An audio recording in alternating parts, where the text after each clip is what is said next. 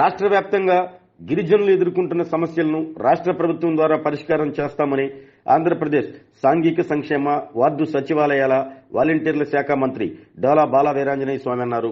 ఒంగోలు నగరంలోని అంబేద్కర్ భవనం నందు అఖిల భారత గిరిజన ఉద్యోగ సంఘం ఆధ్వర్యంలో నిర్వహించిన డైమండ్ జూబ్లీ సంబరాలకు ఒంగోలు శాసనసభ్యులు దామచర్ల జనార్దన్ రావు, జాతీయ ఎస్టీ కమిషన్ సభ్యులు జాబోత్ హుస్సేన్ నాయక్ తో కలిసి ఆయన పాల్గొన్నారు.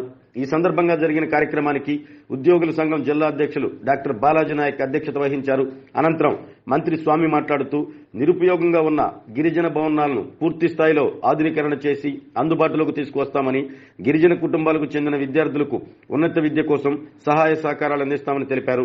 సచివాలయ వ్యవస్థ ద్వారా గిరిజన కాలనీల్లో మౌలిక వసతులు మెరుగుపడేలా చర్యలు తీసుకుంటామని అన్నారు. ఒంగోలు శాసనసభ్యులు దామచర్ల జనార్దన్ మాట్లాడుతూ గిరిజనులకు రాష్ట్ర ప్రభుత్వం ఇళ్ల స్థలాల్లో అవకాశం కల్పిస్తామని తెలియజేశారు.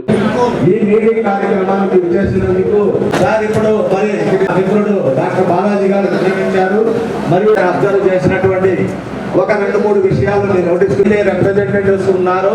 వారి సమస్యలను దగ్గరగా చూసి ఆలోచించి వెంటనే ఎన్హాన్స్మెంట్ చేసి లెటర్ ఇవ్వటం, ఇవన్నీ కూడా నేను గమనించాను. చాలా మంది కొంత సందర్భంలోనే మన సాంఘిక సంక్షేమ శాఖకు ముఖ్యంగా నిధులు హాస్టల్ కొత్తగా బిల్డింగ్ కట్టేదానికైతేనేమి, మరి వాటికి రిపేర్స్కి అయితేనేమి వారు వచ్చిన వెంటనే మంజూరు చేయడం జరిగింది.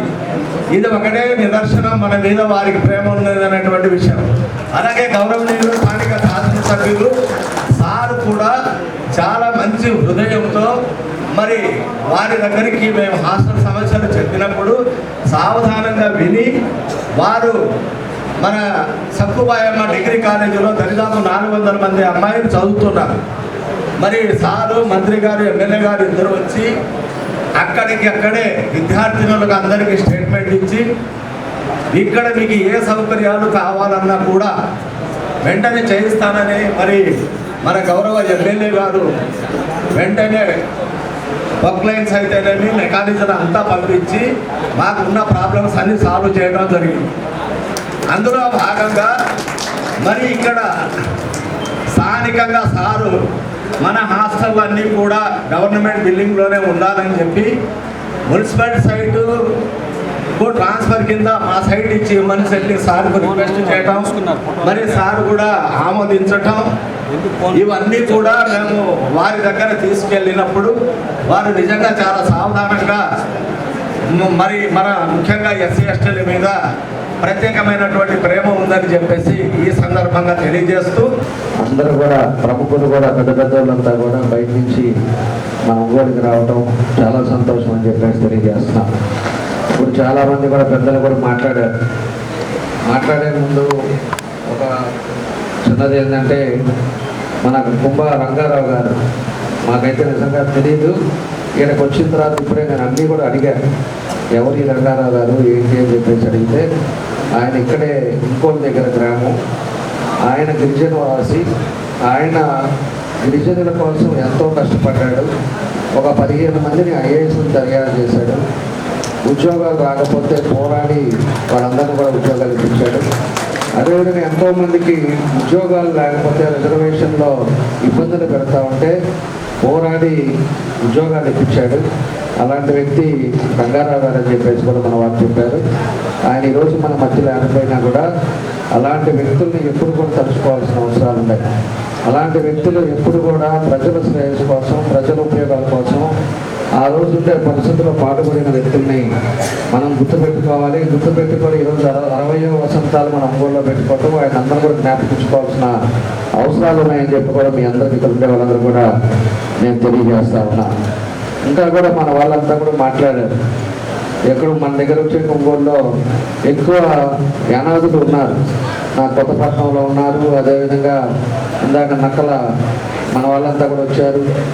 నేను కూడా మేము ఉండే టైంలో అందరికి కూడా కొత్తపట్నం పోయినా కూడా అందరికి కూడా కావాల్సిన అన్నీ కూడా మనం చేసుకొని వెళ్తూ ఉన్నాం. ఈరోజు కులాల కంటే కులాలు అనేది ఈ మధ్య వచ్చేసినాయి. మా కులం వాళ్ళకి పదవి రాలేదు, లేకపోతే మా కులాలకు అది రాలేదు, ఇది రాలేదు. ఇదివరకంతా కులాలు అనేది లేదు, అందరం ఒకటే. నేను అదే అనబోతున్నా, నేనున్నాను కదా స్వామి, మీకేది మళ్ళా ప్రత్యేకంగా మీరు అడుగుతారని చెప్పేసి నేను కూడా ఇలా కనబోతా ఉన్నా. కాబట్టి కులాలు అనేది కాదు, మనం ఉండే వాళ్ళందరం కూడా అందరూ బాగుండాలనేది నా ఇంటెన్షన్. ప్రతి ఒక్కరికి ఈరోజు ఇందాక మన వాళ్ళు చేసినట్టు పల్లికాయల వరకే వేటకు వెళ్తున్నారు, మన ఏనాదులు చాలా మంది కూడా వేటకు రాలేదన్నారు. అది ఖచ్చితంగా నా దృష్టికి వచ్చింది కాబట్టి దాన్ని కూడా సార్ట్అవుట్ చేద్దాం, పూర్తిగా దాన్ని ఇబ్బంది లేకుండా ఉండే పరిస్థితులు తెలుసుకుంటాం. అదేవిధంగా ఏదైతే మన వాళ్ళు ఎవరైతే ఉన్నారో నేను కూడా మనం అధికారులంతా ఇప్పుడే వస్తున్నారు కాబట్టి డోర్ టు డోర్ వెరిఫికేషన్స్ కూడా మేము పెడుతున్నాం. ప్రతి ఒక్కరికి కూడా పెన్షన్ లేని వాళ్ళకి పెన్షన్ ఇస్తాం, సొంత ఇల్లు లేని వాళ్ళకి స్థలం ఇస్తాం, ఇల్లు కట్టిస్తాం. అదేవిధంగా ఏదైతే ఇబ్బందులు ఉన్నారో ఈరోజు ఉద్యోగాలు లేక ఎవరైతే ఇబ్బందులు ఉన్నారో, చదువుకొని పేదవాళ్ళు ఉద్యోగాలు లేకుండా ఉన్నారో వాళ్ళందరూ కూడా అవుట్ సోర్సింగ్లో ఉద్యోగాలు ఇచ్చే కార్యక్రమాలు కూడా అవి కూడా చేస్తామని చెప్పి కూడా మీకు ఈ సందర్భంగా మేము తెలియజేస్తున్నాం. కాబట్టి ఈరోజు ఉండే పరిస్థితుల్లో మేము వచ్చి 3 నెలలైనా కూడా మన ఎస్సీ హాస్టల్స్, ఎస్టీ హాస్టల్స్ అన్నిటి కూడా మేము తిరిగాం. నేను మన స్వామి గారు ఇద్దరు కూడా ఎస్టీ హాస్టల్స్కి వెళ్ళాం, ప్రతి రూమ్ చూసాం, బాత్రూములు కూడా చూసాం, కిచెన్ ఎలా ఉందో చూసాం. దాని తర్వాత ఉండే ప్రాబ్లమ్స్ అని ఆ రోజు మా డీడీ గారు కూడా ఉన్నారు, ఆయన కూడా ఉన్నాడు. అన్నీ చూసి బయటంతా కూడా జంగిల్ క్లియరెన్స్ అన్నీ ఉంటే అవన్నీ నీట్గా పెట్టి చేపించాం. డ్రైనేజ్ సిస్టమ్ ఉంటే దాన్ని కూడా క్లియర్ చేసాం. ఈరోజు హాస్టల్ సరిపోక ఇబ్బందులు పడుతుంటే పైన ఇంకొక ఫ్లోర్ కూడా మొన్న కూడా మన స్వామి గారు ఫోన్ చేసి దానికి శాంక్షన్ చేద్దాము అని చెప్పిన తర్వాత 3-4 మేము కూడా డీడీ గారు మేము కూర్చొని దాన్ని ఎలా చేయాలి, ఏం చేసుకుంటే బాగుంటుంది అనేది కూడా దానికి కూడా డబ్బులు శాంక్షన్ చేశారు. అది తొందరలోనే అది కూడా కంప్లీట్ చేసుకున్నామంటే పూర్తిగా ఎంతమంది ఉన్నా కూడా అంతమందికి హాస్టల్ ఫెసిలిటీస్ కానీ వాళ్ళకి మంచి ఫుడ్ కానీ ఇవన్నీ ఉండే పరిస్థితులు ఉంటాయని చెప్పి కూడా మేము తెలియజేస్తా ఉన్నాం. ఈరోజు అన్ని రంగాల్లో కూడా మన చంద్రబాబు నాయుడు గారు కూడా పేదవాళ్ళు ఎక్కడున్నారు, పేదవాళ్ళు గిరిజనులు కానీ ఈరోజు ఎస్సీలు కానీ ఎస్టీలు కానీ వీళ్ళందరినీ కూడా మనం ఫ్రీగా చదివించాలి, వాళ్ళని మంచి మార్గంలో పెట్టాలి, వాళ్ళందరూ కూడా కుటుంబాలు సంతోషంగా ఉండాలి, వాళ్ళకి ఉద్యోగం కూడా వాళ్ళకి కల్పించేసి వాళ్ళకి ఎటువంటి ఇబ్బంది లేకుండా చూడాలనేదే ఈరోజు ఈ ప్రభుత్వం కూడా ఉందని చెప్పి కూడా మీ అందరూ కూడా మేము తెలియజేస్తున్నాం. 60 సంవత్సరాల క్రితం ఇప్పుడు జనార్దన్ గారు కూడా చెప్పారు, మన జిల్లా వాసి రవి గారు, రంగారావు గారు ఈ సంస్థను ఏర్పాటు చేయడం, అది జాతీయ స్థాయిలో మంచి గుర్తింపు పెట్టడం చాలా సంతోషమైన విషయం కూడా తెలియజేసుకుంటూ పెద్దలందరూ చాలా విషయాలు చెప్పారు. ఈరోజు ఒకటి ఇప్పుడే జనార్దన్ గారు చెప్పారు, డాక్టర్ బాలాజీ నాయక్ గారికి పల్లెటూళ్ళల్లో గ్రామాల్లో కులాల వారీగా కాలనీలు ఉండాలి సహజం. కానీ అర్బన్ కల్చర్ మారిపోయిన తర్వాత ఇప్పుడు ఒంగోలు టిట్కోలు కట్టారు, అక్కడ అన్ని కులాలలో అన్ని మతాలు ఉంటారు.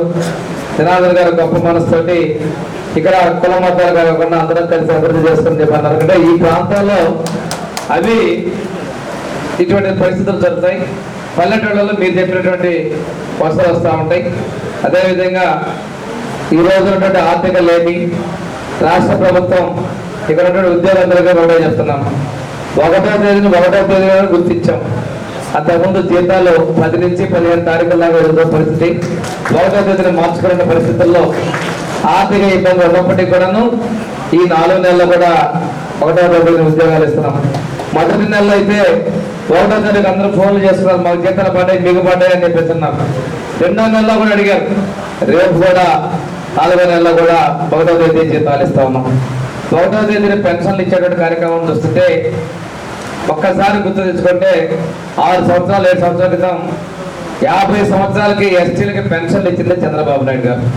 ఆ రోజు ముఖ్యమంత్రిగా ఉన్నప్పుడు ప్రభుత్వంలో గిరిజనులకు 50 సంవత్సరాలకే వృద్ధాప్య పెన్షన్ ఇవ్వడం జరిగింది. ఇప్పుడు మిగిలినటువంటి కులాల్లో కూడా ఎస్సీ ఎస్టీ బీసీలకి ఆ పథకాలు ఇప్పుడు వర్తింపజేస్తా ఉన్నాం. అంటే ఈ మన ప్రీతమ ముఖ్యమంత్రి చంద్రబాబు నాయుడు గారికి గిరిజనుల మీద ఉన్నటువంటి ప్రత్యేకమైన దృష్టి శ్రద్ధకి నిదర్శనం తెలియజేస్తా ఉన్నాం. ఇప్పుడు డోలీల పరిస్థితి 2019 ముందు మనం బైక్ ఆటోలు, బైక్ అంబులెన్స్, 2 వీలర్ అంబులెన్స్ తీసుకొచ్చి గిరిజన తాండాల్లో కావచ్చు, కొండ ప్రాంతాల్లో ఉన్నటువంటి వాళ్ళని ఆ 2 వీలర్ అంబులెన్స్ కింద తీసుకొస్తే వాళ్ళ నుంచి మనం షిఫ్ట్ చేసే విధానం తీసుకొస్తే గతంలో అవి పక్కన పడిపోయాయి. మళ్ళీ వాటిని యాక్టివేట్ చేసేటువంటి పరిస్థితులు కూడా ఉన్నాయని కూడా నేను తెలియజేసుకుంటా ఉన్నాను. అంతేకాకుండా ట్రైకార్ ద్వారా ఇచ్చినటువంటి లోన్లు మొత్తం కూడా గత 5 సంవత్సరాలు ఆగిపోయాయి. తిరిగి ఈ వచ్చే ఆర్థిక సంవత్సరం నుంచి ట్రైకార్ లోన్స్ కూడా ఇచ్చి గిరిజనులకి ఆర్థిక వెసులుబాటు కోసం మన ప్రభుత్వం సంసిద్ధంగా ఉంది, ప్రోత్సహిస్తుందని కూడా మేము తెలియజేసుకుంటా ఉన్నాం. ఇదే కాకుండా గతంలో ఎస్టీలకి ఇంటి నిర్మాణం కోసం ఎస్సీ ఎస్టీలకి 2,25,000 రూపాయలు గ్రామీణ ప్రాంతాల్లో ఇస్తే గత 5 ఏళ్లలో అది పెంచకపోగా తగ్గించి 1,80,000 రూపాయలు ఇచ్చారు. మళ్ళీ రేపు ఇంటికి యూనిట్ విలువ గ్రామీణ ప్రాంతాల్లో 4 లక్షల రూపాయలకి పెంచే విధంగా మన రాష్ట్ర ప్రభుత్వం చంద్రబాబు నాయుడు గారు నిర్ణయాలు తీసుకున్న విషయాన్ని కూడా మేము తెలియజేసుకుంటున్నాం. ఇంకోటి ఏంటంటే డిఎస్సి ద్వారా మనం చెప్పినట్లుగా డిఎస్సి ద్వారా ఉద్యోగుల భర్తీ చేయబోతా ఉన్నాం. అందులో ఎస్సీలు 3,000 మంది, ఎస్టీలు 2,050 మంది, మొత్తం 5,050 మందికి 3 నెలల పాటు ఉచితంగా రెసిడెన్షియల్ కోచింగ్ ఇప్పించి డిఎస్సికి వెళ్ళే విద్యార్థుల కోసం ఈ సౌకర్యాలు బాలులకి అదేవిధంగా male and female separate hostels పెట్టి 3 నెలల కోచింగ్ కూడా మన రాష్ట్ర ప్రభుత్వం చేస్తా ఉంది. ఉద్యోగాలు ఇస్తున్నాం, తగిన శిక్షణ ఉంటే వాళ్ళకి అవకాశాలు ఉంటున్నటువంటి ఉద్దేశంతో రాష్ట్ర వ్యాప్తంగా 5,000 మంది ఎస్సీ ఎస్టీలకి, ముఖ్యంగా 2,050 మంది ఎస్టీలకు కూడా మనం ఇస్తున్నాం. ఈ అక్టోబర్ మొదటి వారంలోనే వారికి ఒక స్క్రీనింగ్ టెస్ట్ పెట్టి అభ్యర్థుల్ని ఎంపిక చేసుకుంటామని కూడా మేము తెలియజేస్తున్నాం. ఇదే కాకుండా మీరు ఏదైతే సాగు చేసుకున్న భూములకి 6 పట్టాలు ఇచ్చేటువంటి విషయాన్ని కూడా ప్రభుత్వం దృష్టిలో ఉంది. గతంలో 19కి ముందు కూడా చంద్రబాబు నాయుడు గారు సానుకూలంగా ఉన్నారు. మళ్ళా ఈ విషయాన్ని ప్రభుత్వం గిరిజనుల మీద ఉన్నటువంటి సానుకూలత అవకాశాలు కూడా కల్పిస్తుందని మేము తెలియజేసుకుంటా ఉన్నాం. హాస్టల్స్ విషయంలో చాలా చోట్ల ఎస్సీ ఎస్టీ బీసీ హాస్టల్ ఖాళీలు ఉండిపోతా ఉన్నాయి. కారణాలు ఏమైనప్పటికీ కూడాను మనం అటువంటి పరిస్థితుల్లో ఇంటిగ్రేటెడ్ హాస్టల్స్ విధానంలోకి వెళ్ళి అన్ని కులాలకి ఎక్కడ ఖాళీ ఉన్నా కానీ ఒక లిమిట్ లేకుండా తీసుకొని అందరి విద్యార్థులకి అవకాశం కల్పిస్తున్న గౌరవ ముఖ్యమంత్రి చంద్రబాబు నాయుడు గారు ఎస్సీ ఎస్టీ శాఖల సంక్షేమాల్లో సమీక్షలో కూడా తెలియజేయడం జరిగింది.